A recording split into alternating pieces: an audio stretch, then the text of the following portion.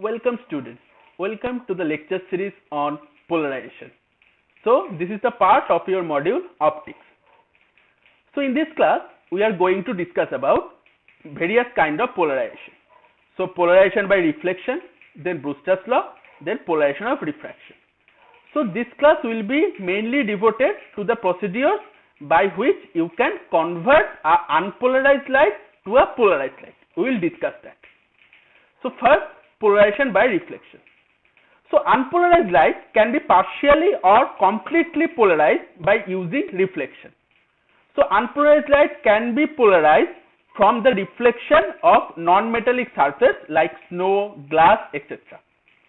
So the amount of polarization in the reflected beam depends on the angle of incidence. If the reflected beam and the refracted beam are 90 degree apart, then the reflected one is completely polarized. So in case of polarization, if we have a reflection from a metallic surface or some surface like snow, glass, water, then it has been seen that the reflected beam is polarized, and it is only polarized when the reflected beam and the refracted beam are 90 degree apart. Then only the reflected beam is completely polarized. So the unpolarized light, if it is incident on a glass plate at an angle 57 degree, then it has been seen the reflected beam is completely polarized or completely plane polarized, to be specific. So you can see here the unpolarized light is coming, and after reflection the reflected beam is completely polarized and the refracted beam is partially polarized. So the unpolarized light after reflection from a glass plate, and if the angle of incidence is about 57 degree, then the reflected beam is completely plane polarized and the refracted beam is partially polarized. So the unpolarized light can be resolved in two parts. One is two parts of mutually perpendicular direction, and if the reflected beam and the refracted beam are 90 degree apart, then the reflected beam becomes completely polarized and the refracted beam becomes partially polarized. So here you see this unpolarized beam is coming and the reflected ray is completely polarized. With the polarization vector, it is vibrating perpendicular to this board, and the refracted beam is partially polarized. So the obvious question comes to your mind that why this is so? Why only this vibration is polarized and other part is going here? Why not the electric vector vibrating parallel to this plane is reflected? Why this perpendicular component is reflected?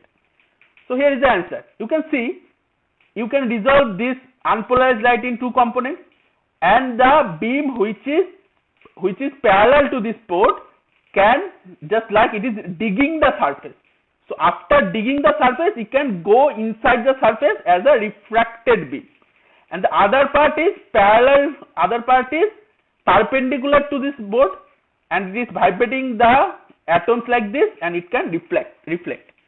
That's why this kind of vibrations are in the reflected one and the others in the refracted one. See, this is actually as if it is digging the surface and it is going inside, and the other component is reflected. Okay. So what is angle of polarization? So the particular angle of incidence for which the reflected light is wholly polarized is called the angle of polarization. Okay. So this is your angle of polarization. So after reflection from this angle, your reflected beam is completely polarized and the refracted beam is partially polarized. So this angle is called angle of polarization. Now comes to the Brewster law. So we know from Snell's law that the refractive index can be written as sin IP by sin RP. So as you know, for your polarization by reflection, the reflected ray and refracted ray are 90 degree apart. So you can replace that RP by 90 minus IP. So your refractive index is sin IP by cos IP. So this is N equal to tan IP. So this is your Brewster law, that your refractive index is tangent of angle of polarization. So the tangent of the angle of polarization is equal to the refractive index of the reflecting medium. This is known as the Brewster law. So by only knowing the refractive index of the medium, of the reflecting medium, you can calculate the angle of polarization. Now you know what is the refractive index of glass. It is 1.5. You can use this and check yourself that for glass what is the angle of polarization, and you will be surprised to get that it will be about 57 degree. For this, when the angle of incidence is 57 degree, when a light ray coming from air and incidenting on a glass surface, it is wholly polarized in the reflected beam. Now how can we polarize the beam? By refraction. So using refraction also we can polarize the light, and using a large number of plates we can make the light fully polarized, and the degrees of polarization is increased by increasing of number of plates. Here you see it is passing through this number of plates, and this is actually called pile of plates because you are piling up plates. So it is just reflecting this perpendicular component and other component is refracted. So after one plate, if there is some perpendicular components is remaining, then it is reflected from the second surface, means the second plate.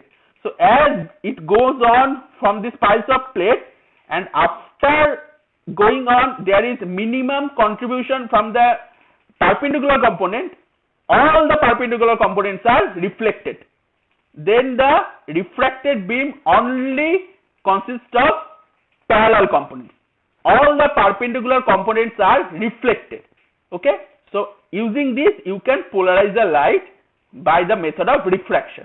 So here the perpendicular components are reflected, only the parallel components are refracted and passing through. So what we have learned today? We have learned the polarization by reflection, then what is Brewster law, then polarization by refraction.